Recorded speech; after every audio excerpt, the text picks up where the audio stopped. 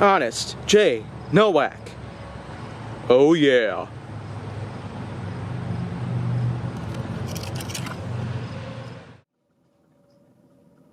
A pleasure to meet y'all at last, and welcome back to Honest J. Nowak.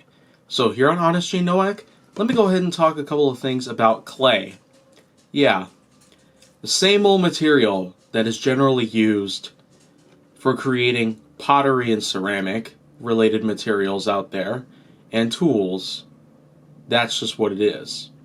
Clay has been very well known for creating a lot of ceramic related tools and objects in our everyday lifestyle, including some vases and pots, as well as a few other things out there. Of course, ceramic itself does have a ton of other uses other than just being for decoration and the like, but for the most part, clay itself is just a really, really big material that we happen to fiddle around with almost all the time.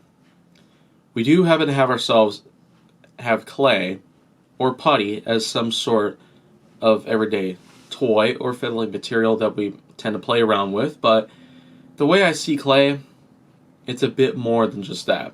Being that you can find it in some areas of the world, especially around coastlines where it sits just underneath the water basin. Clay itself is generally somewhat easy to find if you go around those areas, but for the most part, it's widely available in most marketplaces, and that there's lots of other things you can do with clay itself. I've seen clay become used as grinders for salt crystals so they can get a much more finer shape, and I've also seen ceramic being used in some knife sharpeners. Mostly the type of knife sharpeners that can guarantee the best sharp edges. And of course, there's plenty of other uses to go for it. Way too many of them to count, even by today's standards. When we happen to have ourselves a great way to go here, we can always turn to clay to melt in a kiln and create the next best expensive piece of pottery. But of course, it all depends on the way you shape it. Those clay rollers, of course, that you press a pedal down and shape it with your fingertips, I find that to be very enjoyable and somewhat therapeutic in a way. But in most cases, clay itself is just fine on its own. You can happen to fiddle around with them. It can be much more of a stress reliever than it can be more of a toy.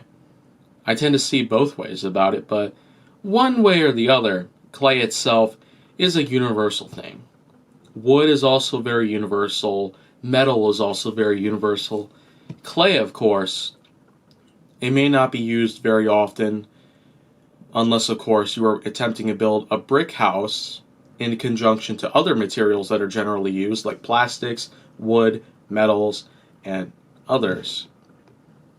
But clay itself, unlike concrete, happens to have itself a big way of going to make itself turn into brick. And that's all I gotta talk about that. But if you want to see more, go down to my channel. Make sure that you like, subscribe, comment, follow me on social media, and stay on the Hollywood side.